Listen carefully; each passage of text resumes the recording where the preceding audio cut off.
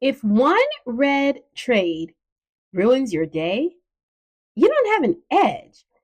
You have a tolerance problem.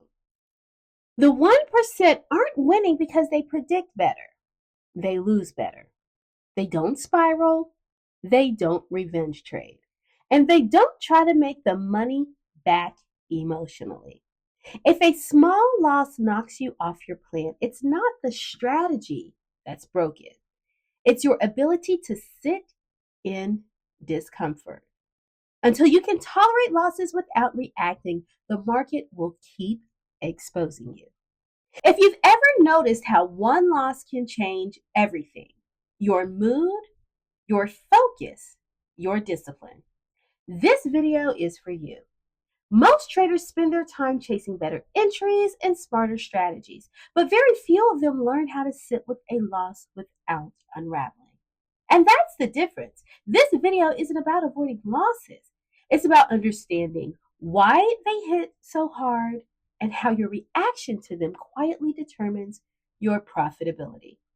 If you want to know what truly separates consistent traders from everyone else, stay with me because loss tolerance is the real edge.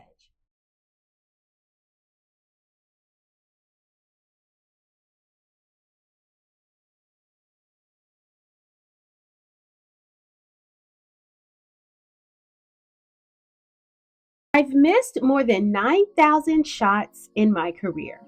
I've lost almost 300 games. 26 times I've been trusted to take the game-winning shot and missed.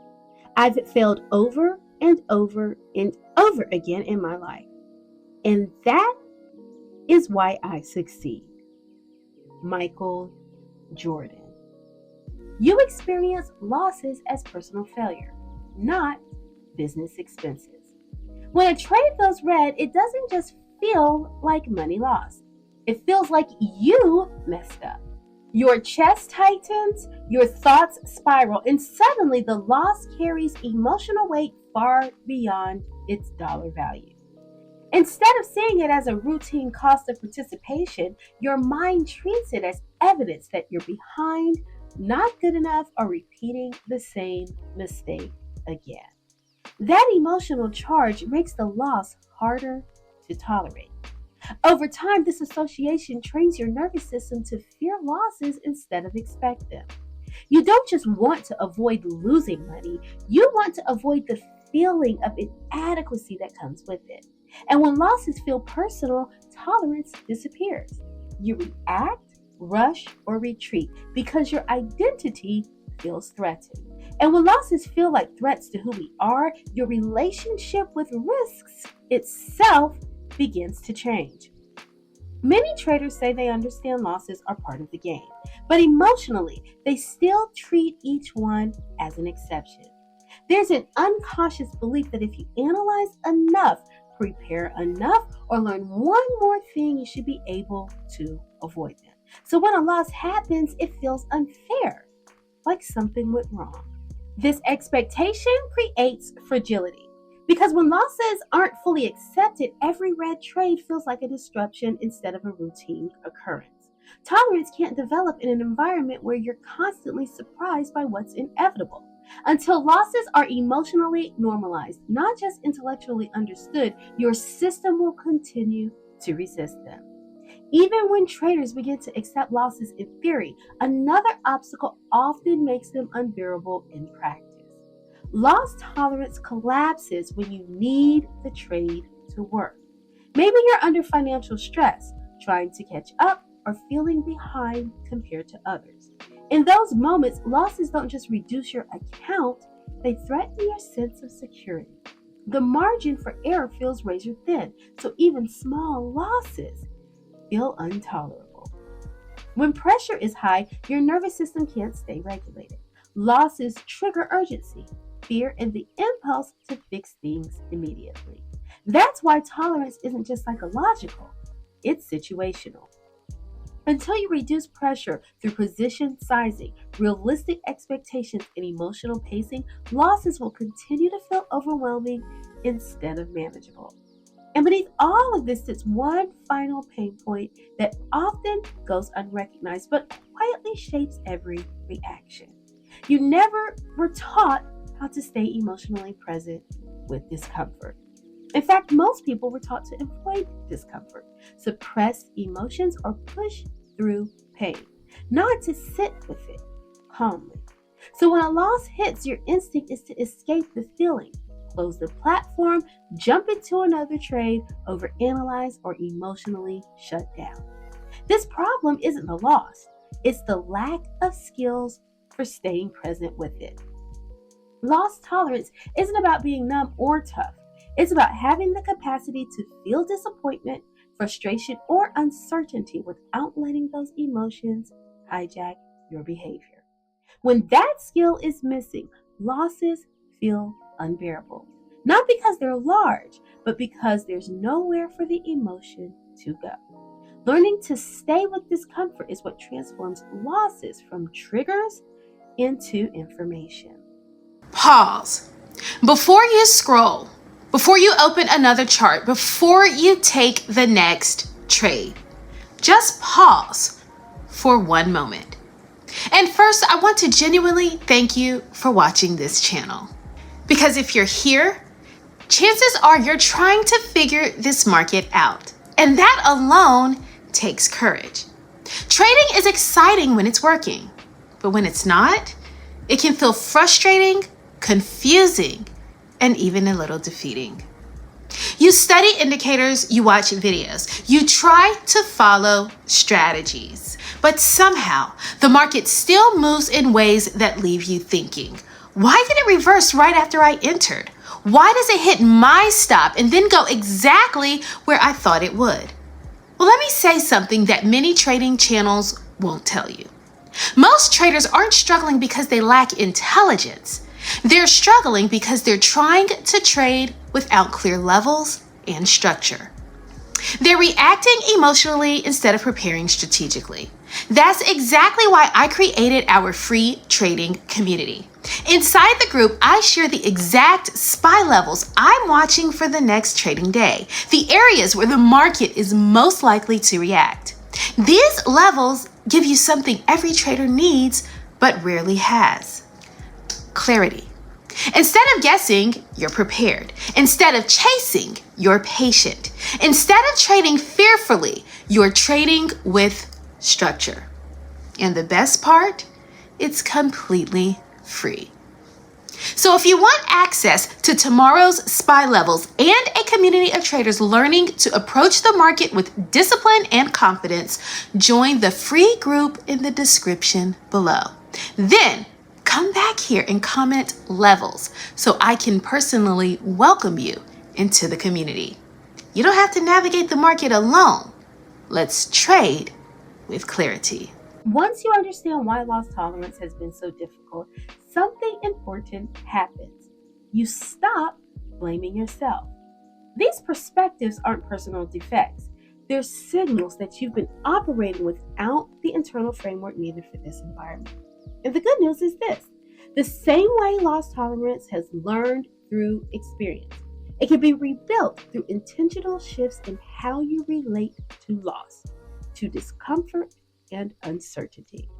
Let's walk through the 4 internal changes that make that possible. Your nervous system was designed to protect you from harm, not to manage probabilities. So when a trade goes against you, your body reacts as if something unsafe just happened. Heart rate increases, muscles tense, urgency rises. Loss tolerance disappears not because you lack discipline, but because your system is trying to protect you from what it perceives as a threat. The transformation begins when you teach your body that losses are not emergencies. Through smaller risks, consistent routines, and repeated exposure to controlled losses, your nervous system learns that red trades are survivable. Over time, calm replaces panic. Losses stop triggering fight or flight and start registering as data. This is how tolerance is built, through safety, not force. Once the body no longer treats loss as danger, the mind finally has room to change how it interprets what's happening. So psychologically, loss tolerance is fueled by identity attachment. When wins feel like validation and losses feel like failure, your emotional response will always outweigh your logical plan. The mind wants reassurance, and when it doesn't get it, it reacts by overtrading, revenge trading, or shutting down. The shift occurs when you redefine success. Instead of asking, "Did I make money?" you ask, "Did I follow my rules?" This moves your sense of worth from outcomes to behavior. Each time you honor your process, win or lose, you strengthen self-trust. And self-trust is what allows the mind to stay steady in the face of uncertainty. But how we interpret loss and worth didn't begin with trading. It was shaped by what we were taught about mistakes, risks, and survival. You see, many Black families teach their children, often out of love and protection, that they cannot afford to fall short. This message didn't come from nowhere. It was shaped by lived experience in a society where mistakes have historically been judged more harshly, opportunities fewer, and second chances harder to come by.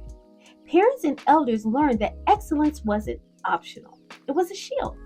You had to be twice as good, emotionally controlled, and visibly competent just to be treated as equal. Falling short didn't just mean failure, it could mean danger, exclusion, or lost opportunity. That lesson makes sense in a discriminatory world, but it becomes a serious liability in trading. Markets are one of the few environments where losses are not a sign of incompetence, they are a requirement. When you've been raised to believe mistakes are unacceptable, every losing trade feels like a personal threat. Instead of seeing loss as tuition, your nervous system interprets it as proof you're failing at something you were never allowed to fail at in the first place. That pressure makes it incredibly difficult to tolerate drawdowns, follow stops, or stay emotionally neutral. This mindset often shows up as overprotection of ego and capital. You hesitate on entries because being wrong feels too costly. You move stops because taking a loss feels like confirming a fear you were trained to avoid. You overtrade after losses because you're trying to restore a sense of worth of competence as quickly as possible. None of this comes from greed, it comes from survival conditioning. The problem is trading punishes survival-based behavior. It rewards calm repetition, not emotional urgency. Profitability requires a redefinition of what a mistake means. In trading, falling short is not failure, it's feedback. But when your upbringing equated falling short with vulnerability, shame, or danger, your body resists that lesson. You may intellectually understand risk management, yet emotionally rebel against it. This is why many Black talented traders struggle not with knowledge, but with consistency. The internal cost of being wrong sometimes feels too high. The transformation begins when you consciously separate historical survival rules from present day trading rules. Trading is not a courtroom, a job interview, or a hostile environment where your worth is on trial. It is a probabilistic system that demands experimentation, loss, and patience. Giving yourself permission to fall short in this space without self-punishment is not reckless. It's reclamation. It's choosing growth over inherited fear. When that shift happens, trading becomes lighter. Losses stop feeling like indictments. Discipline becomes possible because your nervous system no longer is fighting to protect your identity. And from that place, profitability stops being about proving anything and starts being about executing calmly, one trade at a time. Once survival pressure is released, there's still one final layer that determines whether loss tolerance truly sticks: where you place your trust. Spiritually, loss intolerance often reflects a need for control. When outcomes feel uncertain, the urge to manage, fix, or force results intensifies. Losses then feel like failure or abandonment rather than part of a larger process of growth. The transformation comes from surrender, not resignation, but trust. You prepare diligently, execute faithfully, and release what you cannot control. Losses no longer shake your foundation, they refine it. When trust replaces control, peace replaces urgency. And from that place, loss tolerance becomes natural, not because losses don't matter, but because they no longer define you. Loss tolerance isn't something you're born with. It's something you grow into. And the fact that you've stayed with this conversation tells me you're already doing the work most traders avoid. You're not weak for reacting to losses. You're human. What matters now is that you understand why those reactions happen and that you have the power to reshape them. When you stop fighting losses and start learning from them, trading changes. You no longer rush to make the pain disappear or prove something to the market. You begin to meet losses with steadiness, curiosity, and intention. That's when emotional control stops being a struggle and starts becoming a skill. You are allowed to slow this process down. You are allowed to build tolerance one decision at a time. Consistency doesn't come from eliminating losses. It comes from responding to them in a way that keeps you aligned with your plan. Every calm response is a small win, even on red days. This work reaches beyond trading. Learning to tolerate discomfort without spiraling strengthens your patience, your trust, and your ability to stay grounded in uncertainty. Those qualities don't just improve your performance, they change how you move through life. The most powerful traders aren't the ones who never lose. They're the ones who lose without unraveling. They understand that composure is capital and regulation is leverage. That understanding is available to you too. To help you go deeper, I've created a free guidebook designed to walk you through these concepts with clarity and structure. It's not about fixing you, it's about supporting you as you build real tolerance step by step in a way that feels grounded and sustainable. You'll find the guidebook linked in the comments. Take your time with it. Revisit it when losses feel heavy. Let it remind you that you're not behind. You're building the edge that actually lasts. If you feel seen here, help someone else feel seen too. Comment so this space stays human. Like it so the algorithm will work for us, and share it with another Black family who deserves access to this information. You've got this. Peace and blessings, Dr. O.